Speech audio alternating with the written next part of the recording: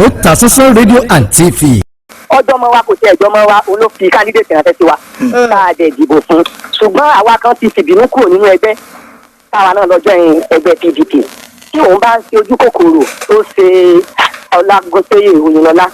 kì bá lu ọdún mẹ́jọ rẹ̀ pé ibẹ̀ yìí làwọn èèyàn sá sí wọ́n fi gbàjọba yẹn padà kó lọ́wọ́ ẹ̀ gbogbo wa tó ṣe kí ni a tún padà sínú ẹgbẹ́ ṣùgbọ́n gbà táwọn bá kíní yìí lọ àjọ jókòó kí ni ó jẹ́ tọ́ tiwa àwa tá à ń bẹ́gbẹ́ bọ̀ kẹ́ tó dé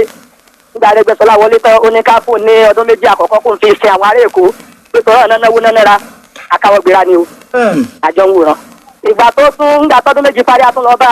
ẹni tí ó ṣe gómìnà ẹni tí ó ṣe kọmíṣánná bẹ́nu ẹni tí ó ṣe bẹ́nu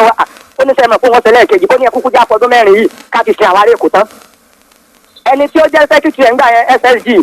Sudi Adeoti tó bá dúró báyìí wọ́n mọ èmi tí mò ń sọ̀rọ̀ yìí wọ́n náà wọ́n tó bá dúró sọ fún wọn a lọ bá wọn yí pé ṣé bárẹ́gbẹ́ ti ń ṣe yìí ẹ jẹ́ àjọ bàjá. so nǹkan tó ṣẹlẹ̀ ni pé tẹ́ bá wo àwọn kíní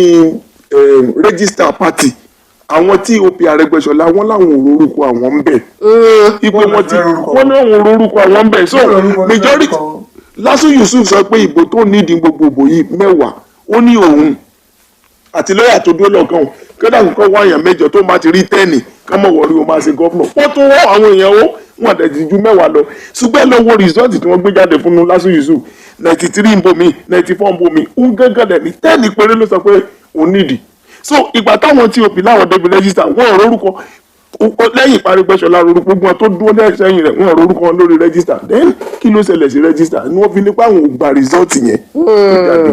tí wọ́n fi kọ àbájáde rẹ̀. wọ́n gbà o tíkẹ́ẹ̀tì ti wà lọ́wọ́ Oyintola tẹ́sán. ẹkún ìtàn wa ṣiṣẹ́ tán báyìí ní ìsìn. wọ́n tẹ̀ kí ní kó lọ bá gbọ́ àwọn tó ń bínú. wọ́n gbà o ó ṣó popularity Oyintola ó